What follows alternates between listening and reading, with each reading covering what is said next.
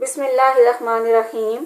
अल्हम्दुलिल्लाहि रब्बिल आलमीन वस्सलातु वस्सलामु अला सय्यिदिल मुरसलीन। अम्मा बाद फ़अऊज़ु बिल्लाहि मिनश शैतानिर रजीम। बिस्मिल्लाहिर्रहमानिर्रहीम। सल्लु अलल हबीब सल्लल्लाहु तआला अला मुहम्मद। आज हम इस वीडियो में पढ़ेंगे कि अना के बारे में पढ़ेंगे।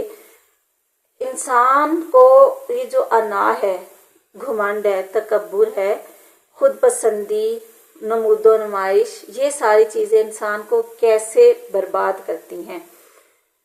इंसान की जो अना है ना, वो एक ऐसा ताकतवर जज्बा है क्योंकि इसमें इंसान अपनी ज़ात को सबसे आला व अरफा समझता है।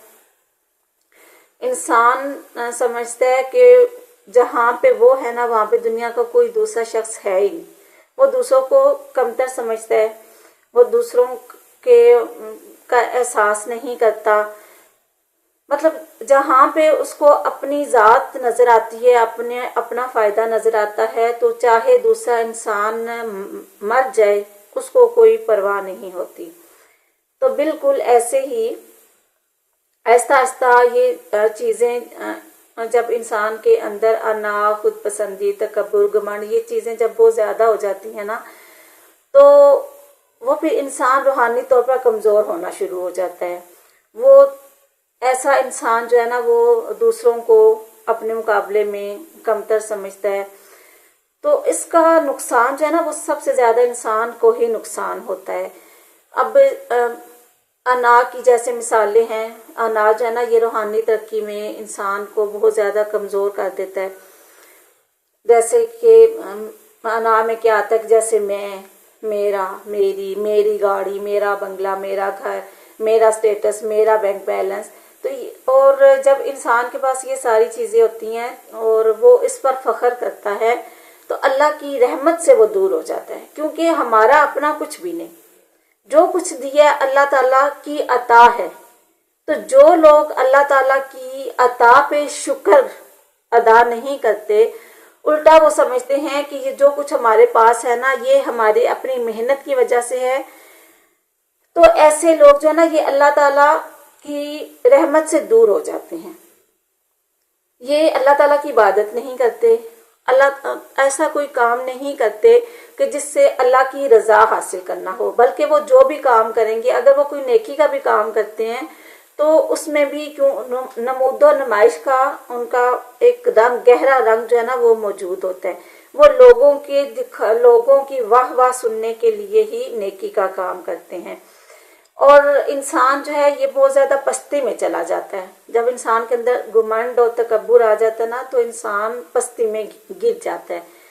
अब देखिए, शैतान जो है, शैतान आग से बनाया गया एक जिन था, लेकिन वो अपनी इबादत की वजह से अल्लाह पाक ने उसको इतना बड़ा रुतबा अता किया कि वो जन्नत में, पूरी जन्नत उसके लिए खोल दी गई कि वो जब जहाँ चाहे वो जा सकता है।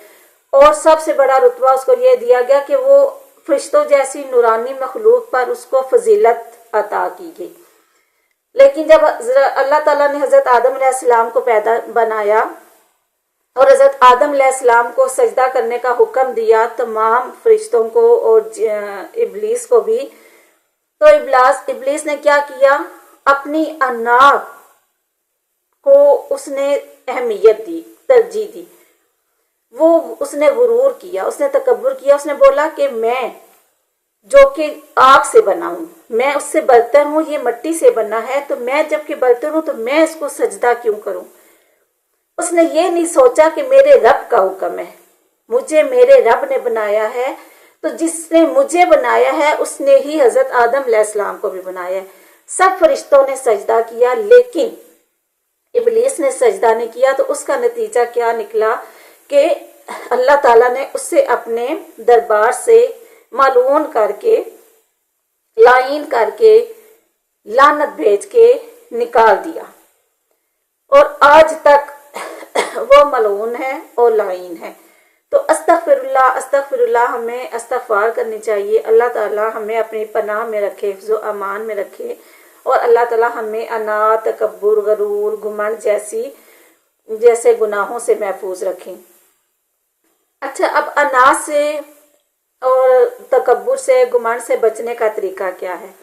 ان سے بچنے کا طریقہ یہ ہے کہ شکر گزاری اور عاجزی اختیار کریں، اپنی غلطیوں کو فوراً قبول کریں، اللہ کی رضا کی ہر خواہش